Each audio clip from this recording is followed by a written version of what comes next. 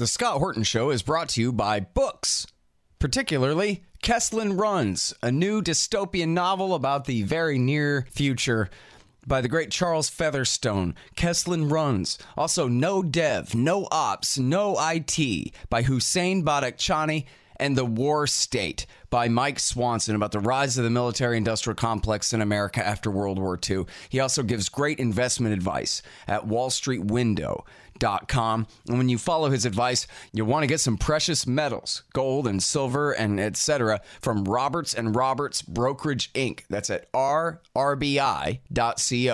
rrbi.co. Also, check out Zencash at zencash.com or zensystem.io. It's a great digital currency, but it's also a messaging app and a document transfer app and all kinds of great stuff, too. Learn all about it at zencash.com. And then there's Tom Wood's Liberty Classroom. If you sign up from the link on my page at scotthorton.org, I'll get a little bit of a kickback there. And check this out. Speaking of scotthorton.org, if you'd like expanddesigns.com to build you a new 2018 model website, go to expanddesigns.com/Scott and you'll save $500. Also, don't forget thebumpersticker.com. Stickers for your band or your business at very reasonable prices. High quality stuff there. It used to be my company back when. Thebumpersticker.com. Sorry I'm late. I had to stop by the Wax Museum again and give the finger to FDR. We know Al-Qaeda, Zawahiri, is supporting the opposition in Syria. Are we supporting Al-Qaeda in Syria? Well, it's a proud day for America. And by God, we've kicked Vietnam syndrome once and for all. Thank you very, very much. I say it again, you've been had. You've been took. You've been hoodwinked. These witnesses are trying to simply deny things that just about everybody else accepts as fact. He came, he saw, he died. Well, we ain't killing their army, but we killing them. We be on CNN like, say our name, bitch, say it 3 times. The meeting of the largest armies in the history of the world. Then there's going to be an invasion. All right, you guys, it's Friday, so it's time for our TGIF, The Goal is Freedom interview with Sheldon Richman. And only this time, Sheldon is going to be co-hosting the show and helping me to interview Khaled Al Sabawi. And you might remember Sheldon wrote his article, A Glimmer of Hope in Bleak Palestine, for last week's article. And we talked about this on the show, about Khaled's effort to provide land titles for Palestinians on the West Bank. So very happy to welcome you to the show. How are you doing, Khaled? I'm great. Thank you very much for having me on. Really appreciate it. And good morning, Sheldon. How are you? Good morning. I'm fine. All right. So first of all, tell me about UCI, Union Construction and Investment, and MENA Geothermal, so people get kind of a idea of who you are and where you come from, what you're about here.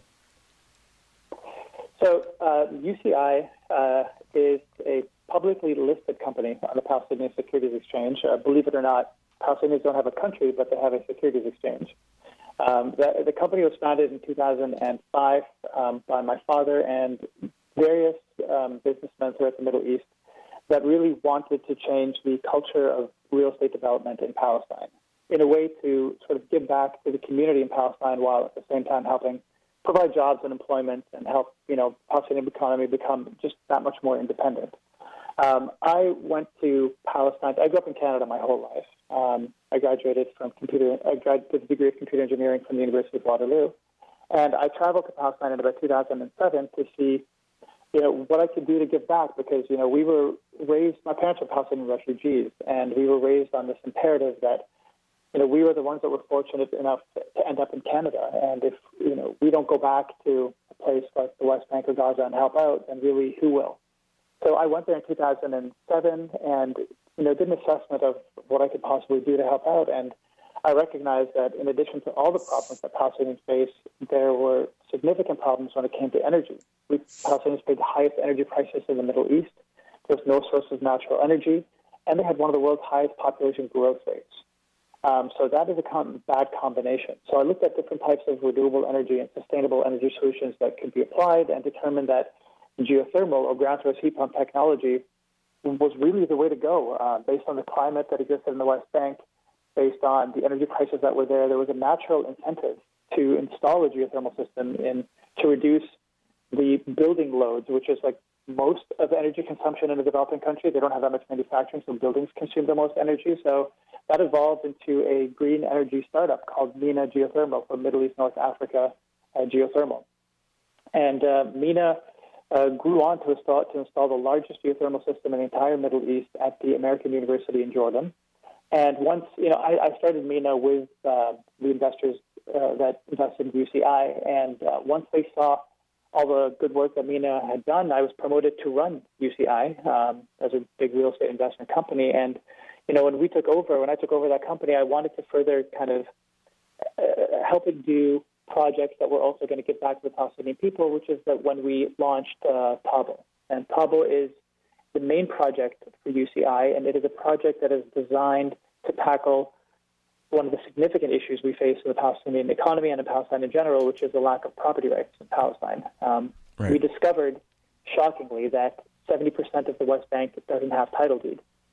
And Israel has been taking advantage of this since its occupation of the West Bank in 1967 by taking advantage of an old Ottoman law that states if your land is not registered or in active use, then the state can appropriate the land and declare it as state land. And in spite of the fact that most Palestinian land is used for farming, Israel uses this law as a pretext to confiscate Palestinian land. And unfortunately, the Palestinian Authority was doing virtually nothing. And combined with that, real estate prices within the Palestinian cities skyrocketed. In Ramallah, a dunam, a quarter of an acre, is about $1 million US. And in Bethlehem, which is also a Palestinian city, most people don't know that, it's around $800,000 for a quarter of an acre land. So we wanted to tackle this problem directly. So we created a project called Tabo, which went and acquired land that doesn't have title deed. And we essentially mapped out the Ottoman registration process that still exists. And registered the lands, created title deeds for the first time in the history of these Palestinian villages, extended roads, electricity, infrastructure, divided them into small, affordable quarter-acre plots, and made land affordable again for Palestine really in the first time since the inception of Oslo and the Palestinian Authority. And that really allowed people for the first time to be able to buy affordable land. And we're essentially putting native lands into native hands, a quarter of an acre at a time. Yeah. Well, it's an incredible story, and people can look at this TED Talk all about it. Khaled Al Sabawi, it's Every Palestinian Needs a Title. And also there's this great article in Forbes all about it as well, The Good Deed. You can read about that. Now, before we talk more about Tabo, I know Sheldon's got lots of questions, but I was wondering if you could tell us real quickly about the story of your family and the 48 war. And then again, this very interesting story and very relevant story about what happened when the soldiers came to Gaza in 1956 as well. Yeah, so our imperative to come and help Palestinians protect their land is deeply rooted in our own history as a family. My parents, so my father was born in a small town called Selma, which is just outside of Jaffa, or modern-day Tel Aviv. And they fled Gaza like many Palestinians they fled Selma like many Palestinians fled other villages in Palestine when Israel was established in 1948, because the militias that formed Israel used violent tactics to scare Palestinians, to instill fear in the hearts and minds of Palestinians to get them to flee. So my parents were close to Gaza, which was a big population center, so they fled from Selma to Gaza.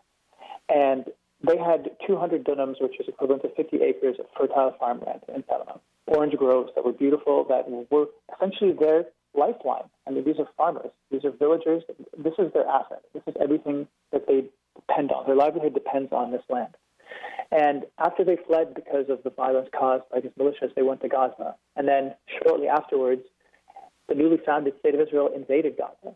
And when they invaded Gaza, my dad recalls the story. He was a kid at home in the place they were staying in, and the Israeli military arrived, and they rallied all the older men into a local school, leaving women and children in their homes. They did this for a reason. They entered the homes, and they went to search them all. And when they entered, my father's home, he recalls the story of the soldiers barging in, ransacking the house, searching for something. Of course, my father didn't know what it was. My grandma was sitting on the couch, silent, kind of not really saying anything. And then after they ransacked the house, the soldier suspiciously looked at my grandmother, asked her to stand up off the sofa, and then proceeded to search under the sofa. And he found a large folded piece of paper that my grandma was hiding. When he unfolded it, he looked at it up and down, and then he turned to my grandmother and actually gave her a military salute because he found what he was looking for, and it was the title deed to the 50-acre land that my family owned in Salama, because that's what they were after. They were looking for land so they can steal it, essentially. And, that stripped my family of their assets completely. They became poor refugees that had to really start all over again. Mm-hmm. And I got to say, it's interesting to me that they would even bother, right? I mean, yeah, we did our ethnic cleansing campaign. You're gone. The land belongs to us now. It seems like a technicality to even bother stealing the deed, and yet they searched for hours for it. They would not give up until they found that thing. Yeah, they're quite meticulous. This was a planned campaign. The formation of the State of Israel was not a haphazard event that suddenly happened overnight. It was a planned, like the current Israeli Defense Force was actually an underground militia called the Haganah that was forming in the 1920s and 30s and then was waiting for the right opportunity to turn from underground militia into the official military of Israel. So they knew what they were doing. They knew, the early Zionist settlers that arrived into Palestine in the 1920s were actually purchasing land. They had a campaign where they purchased 6% of Palestine because they knew that they needed to acquire as much land as possible in order to have some sort of legitimate or some sort of claim that they could then propose to the international community to say, hey, we have land here, it's ours, we deserve a state. Right. Sheldon, you want to go ahead and start asking about how these property rights and these titles work on the West Bank now under this new program? A couple things still about the biography, which I find so interesting, and it's important because Americans, by and large, don't hear these kinds of stories. So they don't, and Scott, this is something you're constantly bringing up. Americans pretty much have such a distorted picture of what happened in Palestine and how Israel was formed that they just don't get this. So I think it's very important to hear this at the most personal level, at the micro level, what happened to individuals and families. So first question I wanted to ask, Khaled, is what happened to Salama? Did that get paved over and turned into a Jewish village or town with a new name? What happened? Yeah, it's essentially pretty much like a street in Tel Aviv right now. So it's been no basically absorbed by Tel Aviv. Yeah. So it's part of Greater Tel Aviv. Okay. Exactly. Another question I have, again, getting back to this property issue, was I believe you say that there's so much unregistered land in the West Bank because if you registered, I guess this would go back to the Ottomans, if you registered, you made yourself subject to taxation. So a lot of people just didn't register because they had to me, the totally human reaction, I don't want to be taxed. So am I right about that? Yeah, you are. Yeah, like most people around the world, they didn't want to pay taxes, to the Ottoman Empire, which were, essentially sultans that ruled them from abroad. Is it also the case that a lot of land and homes, parcels owned by individuals was registered by absentee, like feudal landlords who were living, I've read, in Beirut and other places, because this way the individual didn't get taxed. The wealthier absentee landlord who maybe held the deed now to many properties, he might get taxed, but it was worth it because he was charging rent to the real owners. Is that on your understanding also? Yeah, that happens in most feudal societies. Okay, that's important because, as I understand it too, a lot of land bought by the Jewish National Fund or the various the Zionist organizations or by Rothschild in the earlier days were from these absentee landlords, who, in our view, Scott, in my view, certainly are not the true owners because they're not the people who originally worked the land. Scott and I are sort of working from a framework of John Locke. And John Locke, under John Locke's theory, you acquire ownership of land by mixing your labor with it. So the tillers of the soil, in our view, are the legitimate owners of land. And the feudal landlords are not. They're the recipients of favors and, privileges from the state because they have good connections, something like that. So if you buy land from them and then you kick off the tillers, you're in my view, you're not really legitimately acquiring land because the person who got kicked off is the real owner and he didn't sell it. It's like buying Kansas from Napoleon.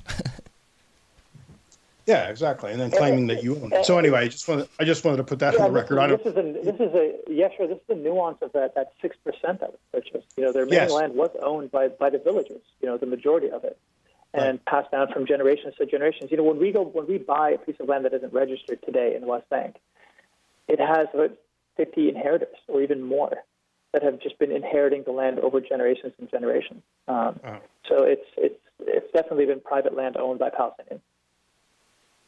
Oh, but not so much then by the absentee landlords, you're saying? Yeah, the majority of it is privately owned by Palestinians. Oh, because in this paper, I believe I linked to it. I'm pretty sure I linked to it in this article. I certainly linked to it before, but there was a paper by a scholar named Stephen Holbrook called The Alienation of a Homeland. And he actually set out charts and tables showing how much was purchased from absentee landlords versus how much was purchased from individuals. And of that 6 or 7%, only a very small percentage was actually bought directly from an individual farmer or homeowner. Sure. Most of he seemed to, the numbers, I don't know where he got his numbers, but I guess they were official. They seem to be coming from these people I would say were not really legitimate owners. They were, again, wealthy people living in Beirut who were just the owners of record because the tillers didn't want to be taxed or they wanted protection from the feudal landlord. Something like that. Yeah, that makes sense. Well, and, I guess it could be, too, that there are sort of two sets of books where on the West Bank, they actually, they know who owned this land before in their own terms, as opposed to, absentee landlords granted a title by the Ottoman Sultan or whatever. Yeah. Anyway. So let's move on now to the Tabo project, because you tell a great story about how you actually track down who really owns the land and what the boundaries are. So tell us a little bit about how you did that. That would seem to be such a difficult thing to do. How did you do that? It was definitely challenging, and that's why it's very difficult for an individual that wants to purchase land in the West Bank to complete the transaction. You need a team of engineers and lawyers, and you have to be meticulous in kind of your approach. So when there's a land that's available for sale in the West Bank that doesn't have a title deed, first thing you do, you have to look at the current papers that exist. Usually they're an inheritance document and a record that just shows that this family owns land in this area without a title deed, of course, because that doesn't exist. So what you do is you meet the people that represent the inheritors that are interested to sell the land. You negotiate a price with them, and then you do due diligence on all the paperwork. And that means you have to make sure that every single inheritor has given a power of attorney to the individual that's representing them so they could actually sign an agreement to sell the land. And then you have to make sure that every single inheritor has received their fair share. Because once you purchase the land, you have to prove that every single inheritor has received a fair share and it was a fair transaction. And then you go out with that representative of the inheritors and you say, okay, well, where are the borders of your land? And, they'll literally say from this olive tree to that olive tree to see that donkey walking over there. Or my favorite one is when they're like, you see that cloud? Like below that cloud. That's where the border is. And we will essentially go out with the head of the village council, all the neighboring owners of land, and a surveyor with a GPS machine, and we will plot the coordinates of the land, draw the first ever surveyed master plan, and every single neighbor will sign on the borders. And that master plan will be posted in a local mosque and the newspapers to allow anybody to object. And this is part of the Ottoman registration process that has now been codified according to Palestinian Authority law, which they also took from the Jordanians. And then we go through a very bureaucratic process where we go through judicial committees, review, more objection periods, and finally after maybe a 2-year process, we come out with the first ever title deed in the history of this land. So when you found the owners or the heirs of the last owners, did most of them not want to come back to the land and live on it, or were they unable to? Why was so much land available for sale rather than just the people that you found saying, okay, yeah, I'm going to come back and live on the land? It depends on the family. It depends on the situation. Sometimes when you have, a piece of land that's owned by 50 people, it's too cumbersome and too difficult for them to then register it themselves and divide it up or do something with it. When it's unregistered, pretty much the only thing they can do is just farm the olive trees that are on it. And sometimes that doesn't provide them enough of an income. Sometimes there's disputes within the families, and they'd rather just find someone to buy it because they'd just rather have cash instead. And when nothing is really done with it, then it's vulnerable to Israeli confiscation. Some people are aware of that, so they'd rather have somebody come and take it, develop it, bring roads, electricity, and help people build homes on it. Mm-hmm. Well, yeah. So I really wonder about that. Have you come up against the Israelis saying, oh, geez, I guess we can't do anything now. We can't build our settlement since you have a deed, whereas before they would have been able to get away with it? The irony of that question is that the obstacles that we faced have been from the Palestinian Authority and not from Israel. Right. Well, talk a little bit about that, because you talk about that in your speech, in your TED Talk, because it's incredible. I guess typical, but still incredible. Yeah, and it arises from... this. I worked for about 10 years in the West Bank, and working there, it was quite an astonishing experience because the reality on the ground that I witnessed daily was completely detached from the illusion that was perpetuated by the international community, Israel, the Palestinian Authority, and the Palestinian private sector elite. And it's this idea that we are building a Palestinian state, and there is something called the peace process that is aiming to reach a two-state solution. And, going through the experience I went through with tabo and just learning that the Palestinian Authority was actually the main obstacle for us really shattered that illusion. And the Palestinian Authority, when we launched tabo, and we, because it was a new project, by nature we had to educate the market about it. And part of the education was, 70% of the West Bank is unprotected, and we need to do something about it. And the areas, the lands that are designated areas A and B, according to Oslo, are under the administration and responsibility of the Palestinian Authority. So we can register those lands. There's no excuse. There's nobody standing in our way. So let's do it. And when we did it and started doing it ourselves, the obvious question that the Palestinian public started to ask is, well, what the heck is the Palestinian Authority doing? Why aren't they doing anything about it? Why haven't they encouraged people to register their land? And on the contrary, why are they putting obstacles and making it an extremely difficult bureaucratic process to navigate? And that essentially goes to the heart of the issue, which is the Palestinian Authority is not designed to serve the interests of the Palestinian people. They are a group of Palestinians that have had a monopoly on Palestinian leadership since the inception of the Palestinian diaspora, and they're literally looking out for their own interests and not the interests of the Palestinian people. And, when they obviously didn't like the fact that people were beginning to realize that when we were doing a service that they should have supported, or they should have, if not done themselves, at least facilitated. So they didn't like that. They didn't like the fact that we were making them look very bad, and we were exposing the sort of the reason why they exist. And they went after us. And in addition to that, of course, when we were asked and interviewed as the project grew, and, in terms to assess the situation on the ground, we were critical that the Palestinian Authority bureaucracy was standing in our way, and they didn't like that. So, like most dictatorships or authoritarian regimes around the world, they decided to punish us for our dissent, and they actually, they did something that was shocking to me, something that I never imagined they would do, was they suspended the title deed transactions and the registration of Palestinian land, and therefore prevented the protection of Palestinian land from Israeli settlement expansion, which is astonishing. That it's gotten that dark. They've gotten that bitter and resentful as a leadership that they're willing to shoot themselves in the foot just to make a point, just to hold on to their leadership. Yeah. All right, you guys, here's how to support the show. First of all, subscribe to the RSS feeds, iTunes, Stitcher, and all of that. All the feeds are available at scotthorton.org and also at libertarianinstitute.org. You can also follow me on youtube.com/Scott Horton Show. And sign up for Patreon. If you do, anybody who signs up for $1 per interview gets 2 free books from Listen and Think Audio. And also, you'll get keys to the new Reddit page, reddit.com/Scott Horton Show. And then if you go to scotthorton.org/donate, $20 will get you the audiobook of Fool's Errand, Time to End the War in Afghanistan. $50 will get you a signed copy of the paperback there.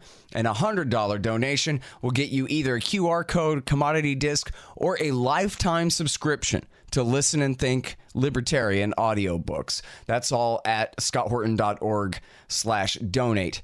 And also anybody donating $5 or more per month there. If you already are, or if you sign up now, you'll get keys to that new Reddit group as well. Already got about 50 people in there, and it's turning out pretty good.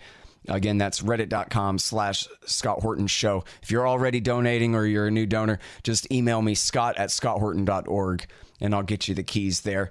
And hey, do me a favor, give me a good review on iTunes or Stitcher, or if you liked the book, on Amazon.com, and the audiobook is also on iTunes, and sure would appreciate that. And listen, if you want to submit articles to the Libertarian Institute, please do, and they don't have to be about foreign policy. My email address is scott@scotthorton.org. Well, and Abbas was supposed to stand for election or re-election years ago and has stayed far beyond his term, so...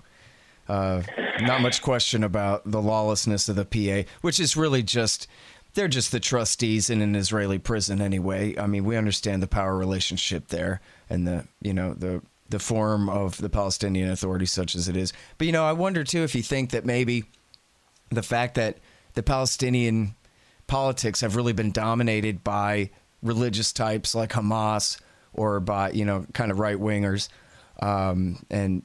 right-wing collectivists in that sense, versus, more like I forget the initials, but the communist groups and the more leftist revolutionaries from the PLO days and that kind of thing, whether that's kind of part of the reason why they haven't done this already is because they don't put property rights first at all. They don't really see property rights as the first right of human beings to own what they own and not have it taken from them. And instead, they defend the Palestinians as a collective when really, obviously, you've stumbled on the right take here, that these people are individual human beings. They own this land. They have the paperwork to prove it. It was their grandfathers before theirs, et cetera, like that. And, and that maybe, that's why it was so easy. I guess you're saying, in effect, this was part of why it's been so easy for the Israelis to colonize the West Bank, is because they're saying, well, where's your piece of paper? When they hadn't stolen it outright, there really wasn't one.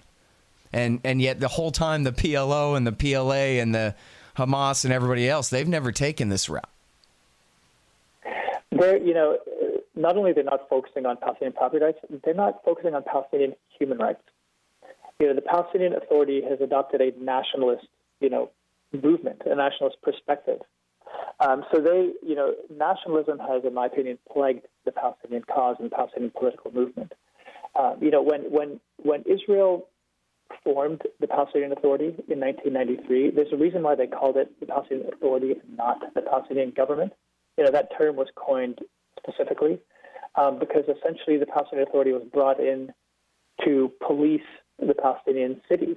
Arafat at that time was exiled in Tunis, him and the PLO leadership, because of their support of Saddam Hussein during the Gulf War. The rest of the Arab world kicked them out and they were in Tunis. And after the First Intifada, which was a grassroots uprising, nonviolent uprising against the Israeli occupation, the Israeli government, and this is to quote Shlomo Ben-Ami, the former Foreign Affairs Minister of Israel, he said, we were being forced to negotiate with these local Palestinians that actually represented the Palestinian society in the West Bank and Gaza. And they were asking for the right things: self-determination, human rights, 1967 borders, UN resolutions. But there was this exiled leadership in Tunis run by Arafat and the PLO, and they had nothing at the time. So they thought to themselves, well, you know what? We should channel the negotiations with them because these guys have nothing. If we give them something small, they'll take it. So they started these under-the-table secret negotiations in Oslo in 1993. And that culminated into an agreement that, the late Palestinian scholar Edward Said, who was a professor at Columbia University, he wrote an article that said, how do you spell apartheid? OSLO, Oslo, signifying that agreement that was signed by the Palestinian Authority. And that agreement was essentially brilliant on Israel's behalf because it essentially brought Arafat and his for lack of a better way to describe it, his mafia, essentially, because that's what the PLO leadership was, into the West Bank and Gaza to rule the Palestinian cities on behalf of Israel. And Israel transferred the economic burden of occupation on the international community, which paid the bill. Essentially, they paid for Arafat and his leadership to rule the Palestinian territories. So essentially, the Palestinian Authority is a subcontractor for the Israeli occupation, designed to look out for its own interests rather than further the human rights of the Palestinian people. As I understand it, of course, Oslo is the 92 or 93, and in 91, when the U.S. went to war against Iraq with its coalition to get Saddam Hussein out of Kuwait, Arafat sided with Saddam, and the Gulf countries then cut him off financially. So he had no money; he was broke. So he was open to Oslo, which would mean an importing of money from Europe and the United States. And so, that's a part of the story. I was going to point out that corruption certainly predates the Palestinian Authority, and we know why, because Lord Acton taught us in the 19th century that power tends to corrupt, and absolute power corrupts absolutely. So we really should not be surprised by any of this. Precisely, and the Palestinian Authority has just been vying for scraps of power that Israel will give them. And, to Scott, to kind of answer the question that you're asking about how the fragmentation has happened, right now in the society because the Palestinians, and I would actually talk about this from a psychological perspective about that generation of Palestinian leaders they have such a inferiority complex relative to the other Arab states around them, because their generation of Arabs were able to have their states and rule them. But the Palestinian leadership was, spent their lives as second-class citizens in the Gulf countries before they were kicked out, where they couldn't own land or own businesses. So they wanted to rule anything, no matter how truncated or small, which is also why they accepted ruling the West Bank and Gaza under Israeli occupation at the same time. And then, after everything fragmented, and then, now it's at a case where you have Hamas in Gaza and Fatah in the West Bank, and the prisoners have lost sight of the fact that they're in prison and they're just trying to rule the prison yard. Yeah, exactly. Now, so back to my question then about, you say your answer was that, well, the Palestinian Authority have been all the trouble for you and what you're doing. They're in Area A and all that, where you are. But it didn't specifically answer my question about, have you been able to stop settlement encroachment with these deeds? And have you been able to get Israeli courts or the IDF or whoever to recognize that, oh, geez, I guess we can't develop in that direction, we'll have to go this way instead, or anything like that yet? In other words, have you been put to the test? Yeah, well, so according to international law, when a country occupies a territory, they're not allowed to change the laws. And the laws that govern the West Bank are Jordanian laws that are based on Ottoman laws, which have that registration process in there. So it is a legal and internationally recognized process to register your land and create title deeds. Okay, but I think we all know that when it comes to international law, it says a lot of things, and yet the Israelis do whatever they want anyway. So I guess what I'm asking is, has it actually worked, though? Sure, and there's two, Palestinians have it's been challenging for them to understand how the legal system works to a certain extent, but there are some excellent Palestinian lawyers that have actually taken Israeli actions to court when there have been title deeds, and there are precedent cases that show that when there is proof of ownership, then the Israeli government has to reassess their plan or re-justify their plan of why they're going to appropriate the land, and it makes it far more difficult for them. So there are cases in the Israeli court in which Palestinians have won by suing. Mm-hmm. Secondly, what we do is we don't just create title deeds. we take it to another step. We help the people that purchase these title deeds build homes on them, because what we're trying to do is change the reality on the ground. So when Israel wants to try to expand a settlement and it finds that that mountain that was once empty now has, title deeds that have homes built on them, proof of ownership, and roads and electricity, it makes it far more difficult for Israel to appropriate that land compared to a land that has no proof of borders. Palestinians can't. So when Israel's building a wall, when they're expanding their wall, for example, and they, go to an area that is owned by Palestinians, and the Palestinian, comes out and says, "What are you doing? You can't build a wall. This is my land." They say, "Really? It is? Prove it. Where are the borders of your land?" And if that Palestinian doesn't have a title deed, it makes it significantly easier for Israel to just completely ignore the documentation that he has and build their border, build their wall, or expand their settlement. Yeah. Khaled, has Israel built or tried to build settlements in Area A or B, or are they all in C? They're mostly in C. That being said, if there is an area in Area A or B that Israel wants, and there's no proof of ownership, there's no Palestinians living there, they'll take it. And has A been untouched by settlement activity or plans for settlements? No, I think there are some areas where so areas A are really pretty much like the densely populated centers in the West Bank, like Ramallah, Bethlehem, Nablus. So there aren't really settlements, although there are settlements that overlook them, like literally a hilltop that's right beside it.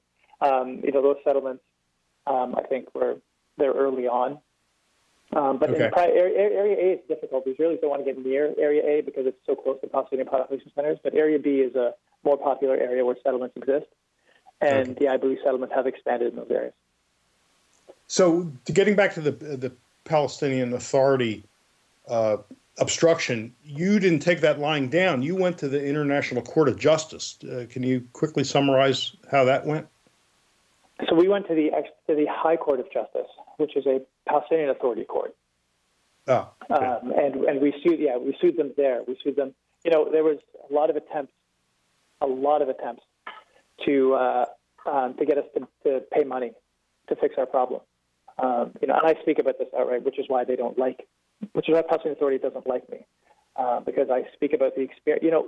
My experience in Palestine, which is different than most Palestinians that come and visit Palestinian territories and have this, kind of lovely experience when they come there, is that I've had exposure to the Palestinian Authority. We've worked directly hand in hand with them, and we see how they operate. And once they suspended our title deeds, they literally sent somebody over to ask us to make a payment. And the payment was to Mahmoud Abbas' son. And we said, no, we're not going to do that. That's against our principles, and we're going to sue you. So we took the long, hard road, and we prepared a thorough case, and we took them to this, the High Court of Justice there. It took a long time, and unfortunately our entire project was suspended, but fortunately we prevailed, and, in our case, we were, I don't know if to say lucky, but, our persistence did end up winning. So it's a good story. It's a good positive story in that case. Oh, yeah. I'm sorry. I have to apologize then. I misunderstood in your talk. I thought it was the International Court of Justice. I will fix that in the article. That was my error.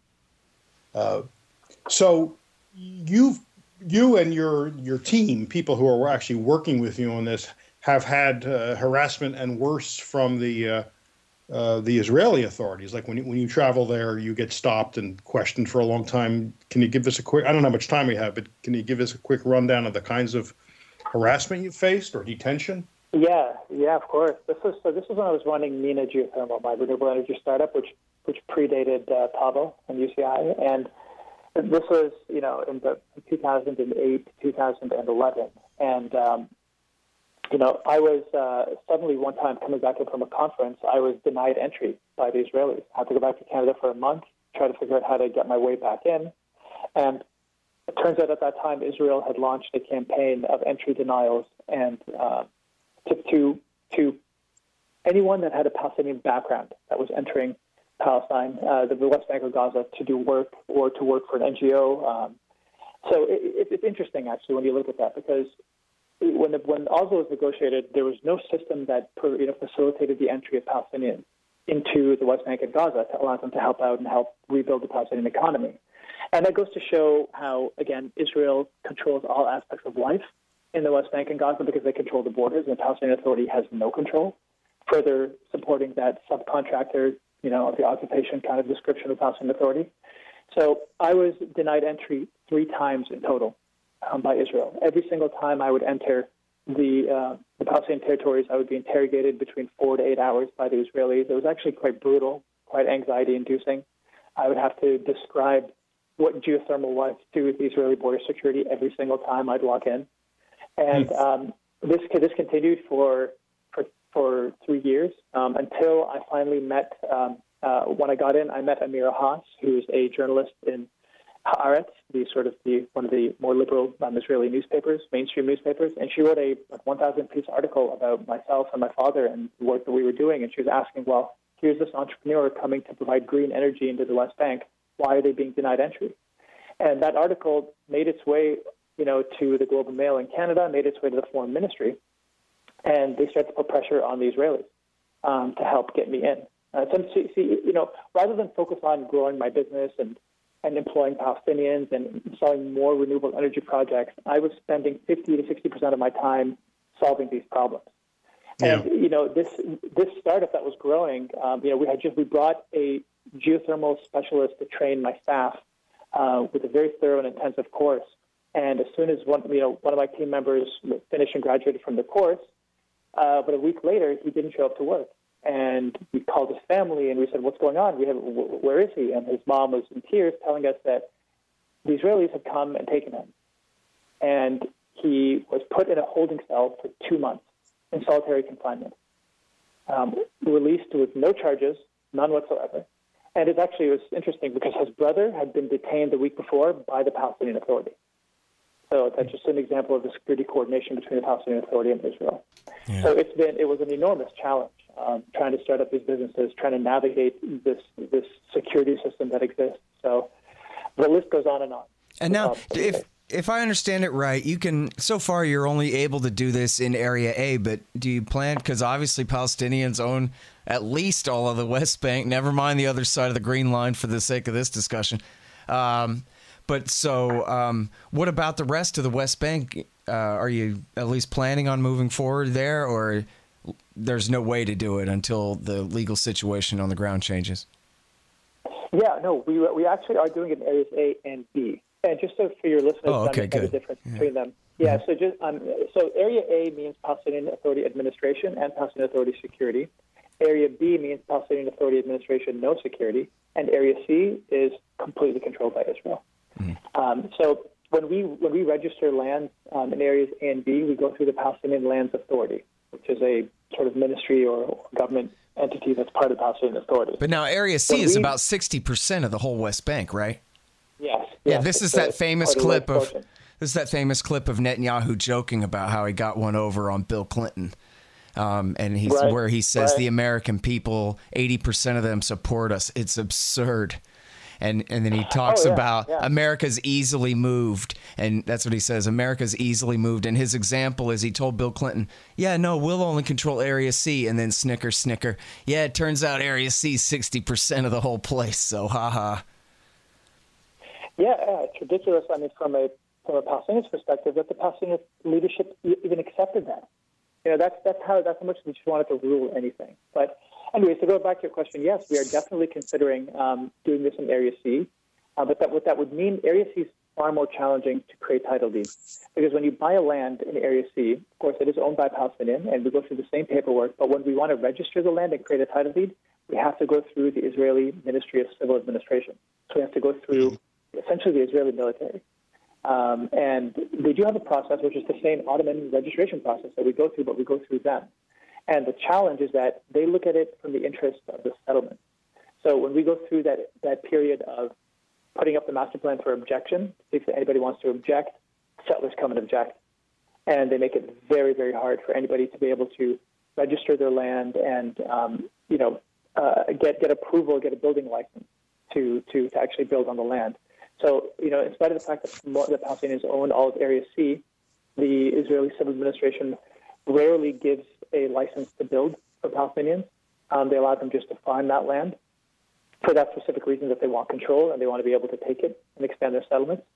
So we actually just started doing, thorough research in terms of how we can possibly expand into Area C so we can help protect it and help put it in the hands of Palestinians. Yeah. All right. Now, give us some stats here because you have some impressive ones about just how much land you've been able to put through this process so far. So far, we have registered and protected over 1 million square meters of Palestinian land, about 1,000 dunams, or about in acreage, 250 acres worth of Palestinian land. And we're still expanding. This is we're still growing and growing and growing as a project. We've paved over 10,000 meters of roads.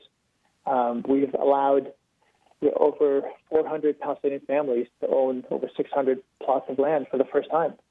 These Palestinians could not afford owning land before this because it was literally unaffordable. So we're very proud of these statistics, and we've been doing this since 2011. After winning the lawsuit against Palestinian Authority, things have moved much more smoothly. We were able to register the lands and deliver them to the hands of our customers, and it's an ongoing project. And it's important to note also that in a context where Palestinians are amongst the highest recipients of foreign aid in the world per capita, where we are an extremely donor-dependent economy, where nothing really moves unless some donor state comes and funds a project, we have created a company where we are independent financially, where we purchase land, we register it, we allow Palestinians to own it in a completely independent way. And the more that our project profits, the more that we can expand, buy more land, protect more Palestinian land, and maintain our independence. Because it's fundamentally important for Palestinians to have economic and political independence. Because donor aid is they're like golden handcuffs. They are given to the Palestinian Authority, which employs, by the way, I think 40% of the Palestinian workforce, 150 to 160,000 Palestinian employees. But that donor aid is conditional. It's conditional on the fact that the Palestinian Authority is obedient, prioritizes Israel's security above the human rights of its own citizens, and that compromises the political and economic independence of Palestinians. So I'm very critical of the effects of donor aid on Palestinian society. So what I'm also most proud of about this project is that we do it in an independent way. Right. All right, Sheldon, one last question for you. Well, one last comment, really. I think that your criticism of aid is such an important part of this whole story. I tried to pay attention to it in my article, and I just think I'm so happy that you draw attention to that. It's been great talking to you. Yeah, absolutely. It's been my pleasure. Thank you guys so much for covering this story. I mean, any coverage we get is sincerely appreciated because not many people hear about these positive stories coming out of Palestine. Like you were saying, Scott, Palestinians are, they're highly stereotyped and vilified. Right. In the mainstream American news, we're gun-toting fanatics that are hell-bent on destroying Israel in every context, unfortunately. So thank you for covering the story and showing that Palestinian entrepreneurship exists, that Palestinians are innovating, that we do want our human rights, and above all, they're, in my opinion, more important than nationalism. And again, thank you. All right. Well, thank you again, everybody. That's Khaled Al Sabawi and Sheldon. Hang on right there. Sheldon Richman, of course, too. Check out Sheldon's article at libertarianinstitute.org and at antiwar.com, A Glimmer of Hope in Bleak Palestine. And then there's The Good Deed in Forbes magazine, cover story there about this effort. And it's tabo.ps, tabo.ps for the website. And also check out the TED Talk, Khaled Al Sabawi, Tabo, Every Palestinian Needs a Title, a TED Talk that he gave on this subject. It's really great. Thank you again to both of you. My pleasure. My pleasure. Thanks for having me on. All right, y'all. Thanks. Find me at libertarianinstitute.org, at scotthorton.org, antiwar.com, and reddit.com/Scott Horton Show. Oh, yeah, and read my book, Fool's Errand, Time to End the War in Afghanistan, at foolserrand.us.